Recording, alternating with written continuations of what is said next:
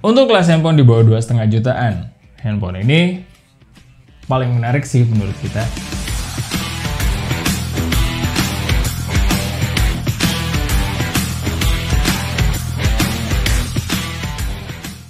Hai Smart Buyer, gue Rizky. Kali ini kita akan full review untuk Infinix Hot 11s NFC. Kira-kira plus minus dari handphone ini apa aja? Let's check this out!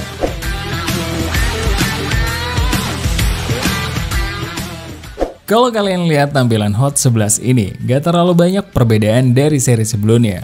Pada bagian back covernya masih menggunakan bahan plastik dengan finishing glossy yang lumayan kerasa murahnya, dan kenapa kita bilang gak terlalu banyak perbedaan? Karena garis halus pada bodinya masih ada pada seri ini. Bentukan model kameranya ala kartu gaple dengan satu lensa besar di baris paling atas, dua lensa kecil di baris tengah, dan di baris paling bawah ada flashlight serta gimmick tulisan 50 megapiksel apalah yang bentuknya kayak lensa kamera, dan ini nggak penting. Di bagian depannya terjadi upgrade nih dari seri sebelumnya dengan luas layar di 6,78 inch, tapi yang ini bertipe pansol. Kayaknya lagi tukar nasib sama seri Note 11. Bezel sendiri cukup standar lah untuk ukuran zaman sekarang dengan bagian dagu yang agak lebih besar dari sisi lainnya. Untuk perlindungan layarnya, HP ini seperti biasa. Infinix nggak pernah declare menggunakan produk apapun. Bahkan untuk anti goresnya aja belum terpasang. Handling dari HP ini lumayan lah, mengingat ukurannya serta beratnya yang cukup besar, walau tidak sebesar seri sebelumnya. Untuk kelengkapan lainnya, fingerprint sensornya sekarang udah di side mounted, upgrade juga nih.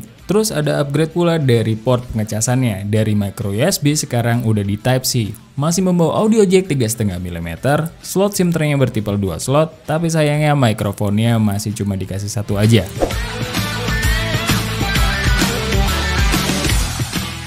Kalau pengalaman kita dengan displaynya cukup standar lah, dengan panel IPS LCD dengan resolusi Full HD+. Ini termasuk sisi yang upgrade dari seri sebelumnya. Secara warna di layar, standar lah, layaknya panel IPS lainnya. Untuk nonton YouTube ataupun kebutuhan sehari-hari udah cukup oke. Dan pastinya lebih detail dari seri sebelumnya. Yang jadi catatan, peak nits-nya cuma di 500 nits. Lumayan kerasa kurang kalau di bawah direct sunlight. Tapi untuk penggunaan media sosial udah cukup oke lah, karena refresh rate-nya udah di 90 Hz. Pengalaman scrolling kalian akan terasa lebih smooth dari layar 60 Hz yang biasa. Pas kita tes di controllable area, semua area layarnya udah bisa diakses dan cukup responsif. Terus, untuk dukungan sentuhannya hanya mensupport 5 jari. Walau begitu, waktu pas kita rapid touch lumayan responsif. Dan saat penggunaan di game pun, kita juga merasakan hal yang sama kok. Untuk di bagian speakernya, ini juga upgrade karena sudah menggunakan stereo speaker. Reproduksi suaranya cukup clear. Di semua part terasa jelas, baik di bass, mid, treble, dan vokalnya nggak ada yang berlebihan. Cuma yang jadi catatan, ini bukan speaker yang hasil suaranya kenceng banget kayak stereo speakernya di Infinix Note 8 ataupun di Infinix Note 10.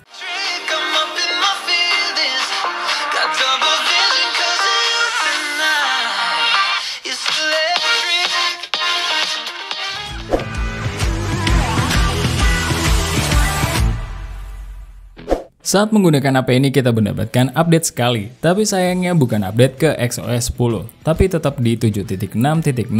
Jadi secara tampilan masih sama-sama aja. HP ini mendapatkan update security system dan perbaikan di sistem kestabilan. So, dalam pemakaiannya kita belum nemu bug juga sih yang ngeganggu. Paling saat pertama-tama kita pakai handphone ini, agak panas aja di dalam game. Tapi makin kesini makin nyaman dan suhunya udah lumayan oke lah. Untuk kelengkapan sensornya di sini pun udah cukup lengkap, bahkan di HP ini sudah dilengkapi NFC. Tapi sayangnya gyronya di sini masih software. Tapi cukup nice lah, kalau ingat dengan harganya. Untuk kecepatan biometriknya udah cukup cepat, baik di face unlock maupun di fingerprint sensor. Tapi jujur, pas abis kita potong rambut, kita sempat register ulang untuk face unlocknya. Kalau untuk penangkapan jaringan sinyal udah cukup kencang dan penuh ya kalau di sini. Dan pas kita speed test pun hasilnya lumayan kencang, baik di speed download maupun di uploadnya. Dan cukup standar lah dari HP-HP yang biasa kita tes. Terus kita coba tes juga untuk penangkapan jaringan sinyal Wi-Fi-nya. Jadi kita punya 3 SSID dan SSID yang terjauh ada di lantai 1 dengan jarak kurang lebih 12 meter. Hasilnya lumayan bisa lah, nahan di 4 bar. Terus untuk hasil speed testnya udah cukup memuaskan. Kalau untuk storage-nya handphone ini menggunakan eMMC 5.1. Dan pas kita speed test pun hasil skor sintetiknya layaknya HP dengan eMMC, ya cuma dapat sekitar 14 ribuan aja.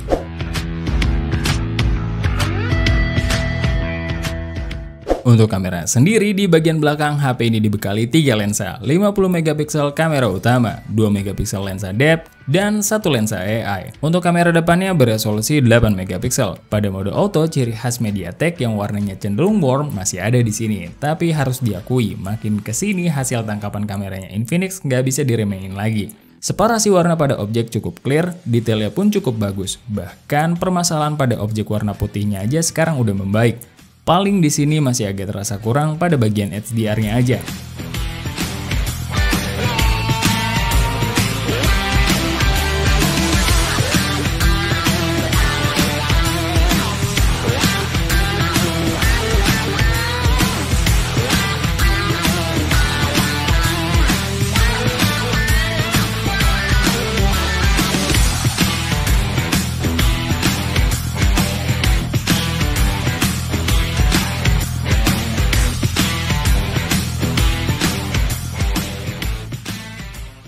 Pada mode potretnya pun hasilnya cukup bisa diandalkan, bokehnya cukup dalam dan rapi. Kalau soal warna sih masih sama-sama aja dengan mode autonya.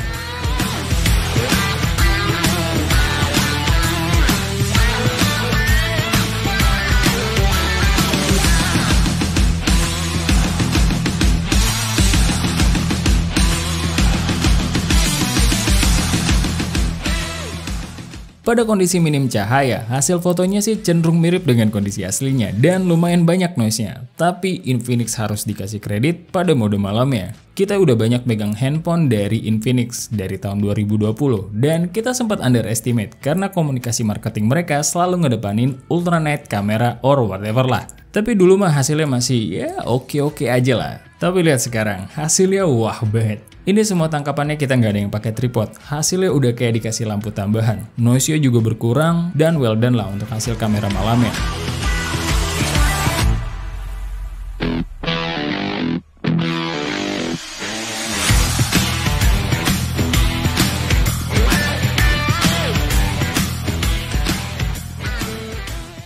Kalau untuk hasil selfie-nya ya cukup aja lah. Warnanya lumayan natural, detailnya masih ada dan cukup terang juga hasilnya. Cuma pas kita aktifkan mode portraitnya, sebaiknya skip dulu deh. Hasilnya jauh banget dari kata rapi, mending kalian pakai mode biasanya aja. Pindah ke perekaman videonya. Di kamera belakangnya kalian punya dua opsi perekaman. Untuk opsi 1440p, secara warna kurang lebih mirip-mirip lah dengan hasil warna fotonya. Cenderung warm dan hasilnya nggak stabil dan HDR-nya seadanya. Terus autofocusnya juga lumayan lama. Kalau di 1080p 30 fps-nya terjadi penurunan kualitas secara detail dari mode sebelumnya, tapi sayangnya di mode ini tidak ada IIS, jadi hasilnya tetap gak stabil. Kecepatan autofokusnya bisa dibilang masih sama-sama aja sih, kayak di opsi sebelumnya. Dan ini adalah 1080p 30 fps Infinix Note 11S NFC. Untuk kamera depannya juga sama, mempunyai dua opsi di 1440p 30 fps yang hasilnya secara detail lumayan bagus. Backgroundnya ya gitu-gitu aja lah. Begitupun juga dengan 1080p 30 fps-nya, yang sejujurnya nggak ada perbedaan yang signifikan secara kualitas. Dan di kamera depan pun di sini masih belum dilengkapi IIS. Dan ini adalah 1080p 30 fps Infinix Note 11S NFC.